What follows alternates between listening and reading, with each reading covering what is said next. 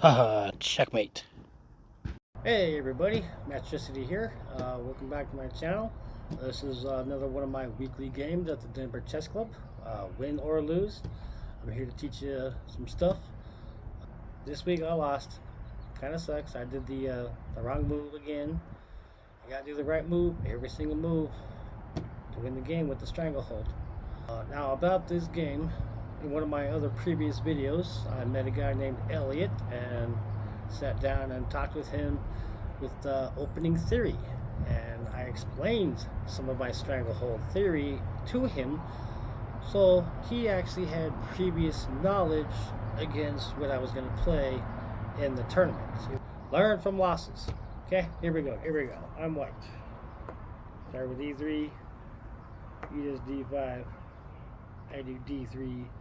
He does c5, and because we talked about my opening style, I need to throw him off a little bit. So I do my B pawn, then he does his E, then I do my A. Of course, the knight to C comes out, get my B, he does the F5 already,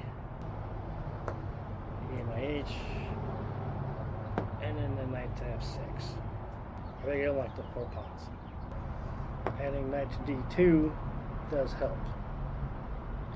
Is bishop e7, going to castle. Get my bishop to e2 to get my square. Making castles. g4. I'm hoping he'll trade, and if he doesn't, I get a push up. But he doesn't go for the trade. And so if I push up, but I probably should actually just take the thing, draw the bishop out, attack the bishop, have more trade happen, and then finally be able to push after. See, this is where I gotta learn from my loss. I didn't do the right move here. I need more defense than he has attack so that I can push this pawn to push this pawn against that pawn to make the knight finally move. I needed one more defense over there. And I saw if I get my knight, I can protect it so I can push and finally get through the 4 pawn wall here. In doing this move, I do allow check. And this is where I didn't really do the right move. I could have done c3. I could have blocked. Attack the queen to get it out of there, which is why I probably should take this. There's only the 3. If I take to bring up the bishop, there's only the 3 pawns, so with the easier possibility to lock up 3 pawns, I want to lock up the center. He's castled, I got my attack, he didn't take. I probably should take because I can't push,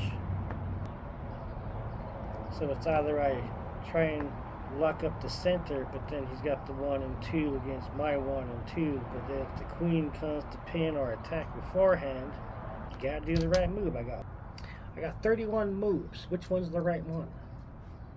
I got an attack pattern with this. I got possibility to lock up with c3, c4. But if I move my knight, I have to push c3 to block the queen attack. But here's another thing. I could just shift my rook up and over. And now I got the 1, 2, 3, and 4, so now I can push and then take, and now I got more pressure there, so even there's an idea. Which one was the right move? Moving my knight and then getting checked and then moving it back was not the right move. But let's run through the game, show you why it was not good, because I went back to block, and then he pushed d4, which is fine. So now I have to take it to get the bishop out here, which is what I should have done before. F5. Bishop to g4. Knight takes g4. H takes g4. And then bishop went back to e6. But now I can finally push e4 and block everything up. But I finally got the center blocked. And then bishop g5. Bishop c1. If he invades, I can push up, so that's fine. Bishop c1. But that Bishop supports rook f4. Like looking ahead at the rook alignment, so I do f3. Rook a to f8. And I find that's why I'm thinking b4. If he does everything, c takes b4. Knight to b3 attacked him. See, this is another wrong move. Could have put it back here. This is under attack. He can get his check, but then I block, and then I can take the rook. I could have put it back down here to get up this way versus attack the queen and have it get taken. As I go there, he takes bishop b3, and I take b3. And before he does his check, goes back to f7. And I'm like, oh, then I can't. But I do see an open file now. And if I let him take my bishop, I can take back with the rook or queen if I go a4.